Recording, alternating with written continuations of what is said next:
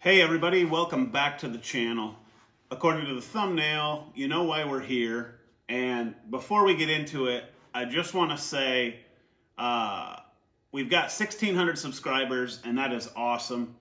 I go through the analytics a little bit, and it looks like 98% of the people that watch my videos are not subscribed, which means 2% of you are subscribed and return to the channel for my videos, but 98% of you watching aren't subscribed at all. So if you could do me a huge favor and just click the subscribe button down below, it helps the channel a bunch. And then in your feeds, my videos might pop up more often. I upload 2 videos a week.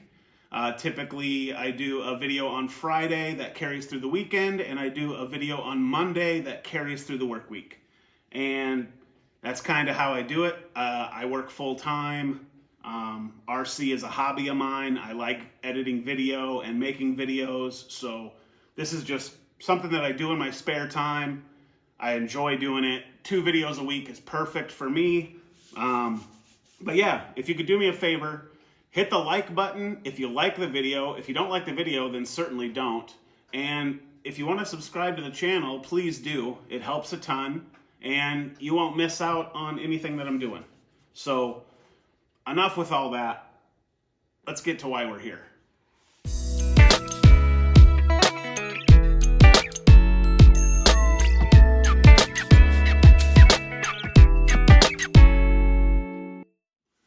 So I'm really digging the small scale stuff again. I've gotten back into it quite a bit, to be honest. And the Axial JLU version 3 was a pleasant surprise, honestly. I bought one and I really like it. Turns out it's a great little RC for 24th scale. Then I see they came out with a new Gladiator. This is not a version 3. This will be a version 2. They've only done 2 versions of the Gladiator, so this is the newest one. So I'm expecting the same as the version 3 in the JLU. Spectrum electronics, better shocks, that new Spectrum controller. I really like that. So I'm expecting all of that in here, and I don't know. I really like this green color. My local hobby shop had just gotten them in. He hadn't even checked them in yet. And I happened to be there, and I said, "Can I buy that green one you've got sitting back there?" And he said, "Yeah, let me check it in for you." Absolutely. And so I picked it up. So let's go into the shop where we've got a cooler backdrop for such things and open this thing up. All right, we are in the shop. Hopefully you saw my Temu haul video where I got a bunch of stuff from Temu. My wife ordered it for me. Pretty cool stuff. I got these pallets and cinder blocks. Anyway, go check that video out. That's not why we're here. Go check that video out if you want to see it. If you did see that video, you know that the chainsaw came broken. It is on the workbench currently getting repaired. I'm not going to go through the return process and all that mess for that chainsaw. So the shop, we just fix it ourselves. It's the best way to do things. So get into this bad boy, Fastback 1505. If you look on the box here, you will see, where is it? Why don't I see it?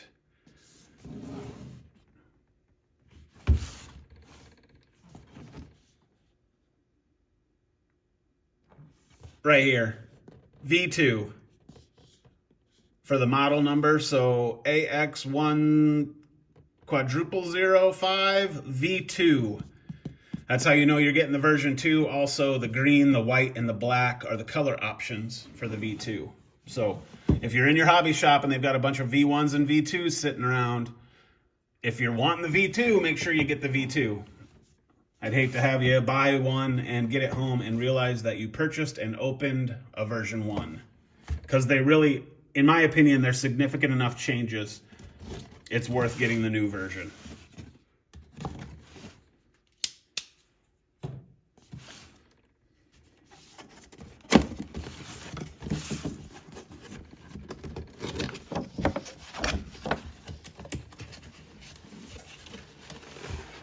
Open this up. Out comes the rig.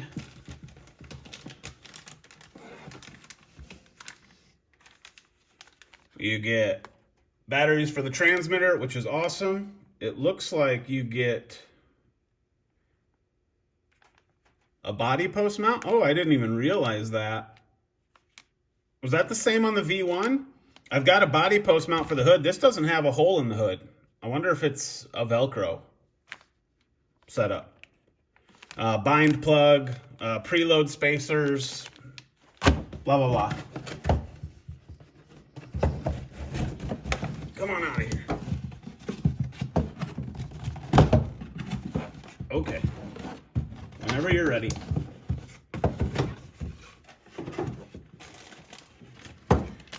The USB-C new charger, which is very nice, charges things quite quickly.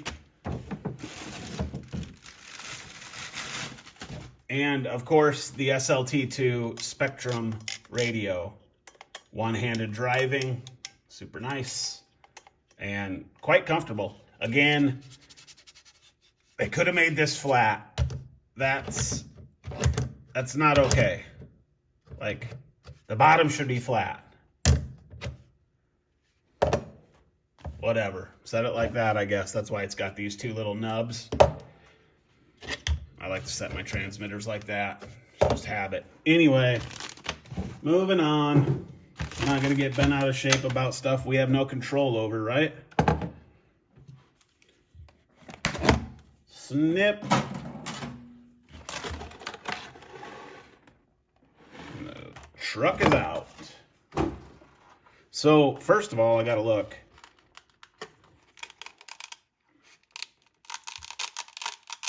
Definitely Velcro. So, strip of Velcro there, strip of Velcro here. I don't mind that at all.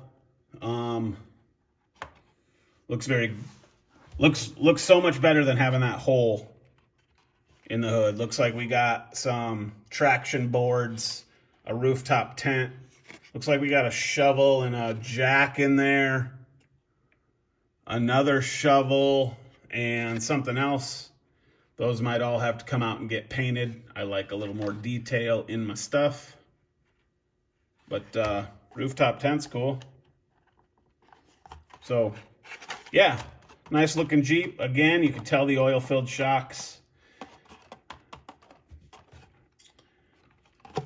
Got an interior in this one. You can see a little driver in there. Very cool. And same 350 milliamp hour 2-cell LiPo that you get with these Spectrum branded. Front seems to sit a little high, but whatever. Let's put some batteries in the remote and power this thing up. Batteries are installed. Again, power button here. You've got your steering rate and your throttle limiter 50, 75, and 100%. Steering rate and steering trim. So hold the button, red light tells you that it's on. Power switch right here. Beep beep, got some lights, looks like we're good. Close the hatch. Looks like we got some stuff in the way. There we go. And we're running.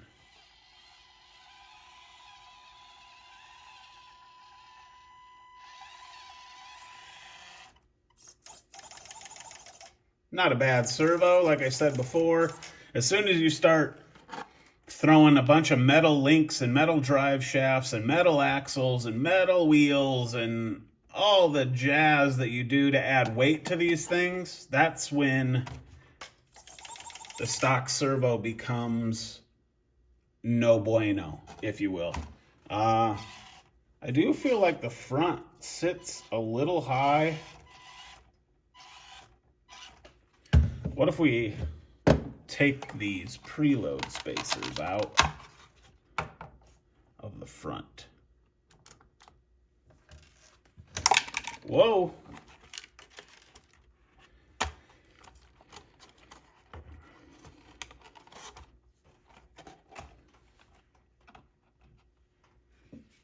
That sits a little better. Let's get you guys down lower.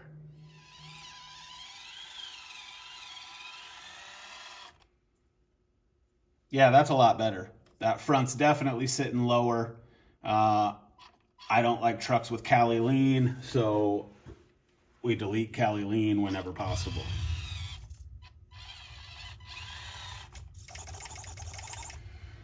Again, I think this is super good looking. I love the oil-filled shocks. Decent little flex out of the box. Again, it's a 1/24th scale, guys, so I don't know what you're wanting. Of course, they can get modded. You've seen it 100 million times before. I like to buy these things and kind of drive them. I've got my recently built indoor trail park, and this thing is going to be right at home on it. So again, this is my steering trim. I'm just turning knobs here, giving me the most steering rate that I can, and it doesn't hit the shocks or the axle, or the links, I mean.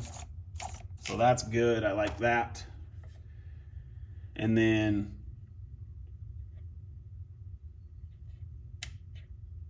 steering reverse, I don't want, and then throttle limiter, I will leave at 100.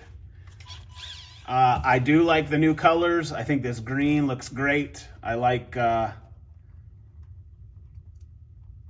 green lip there. What I do have, I just thought of, I have the wheels and tires from the Scx24 B17 Betty, which are a much more aggressive tread pattern. These are licensed, again, KMC wheels, I believe, with Nitto Trail Grappler tires. But these have the same green ring, which is kind of cool, but a much more aggressive tread pattern. I might swap those out to those. That'll probably be cool. And they're plastic, so they're not going to affect my steering servo and yada, yada, yada. So, yeah, cool. That's going to pretty much do it for this one. Again, I feel that the version 2, this is a version 2 when it comes to the Gladiator. It's a version 3 when it comes to the JLU. This version 2, I never owned a version 1, has got to be better, leaps and bounds better than the version 1. The oil-filled shocks, the licensed stuff, the new colors, the Spectrum branded electronics, and this radio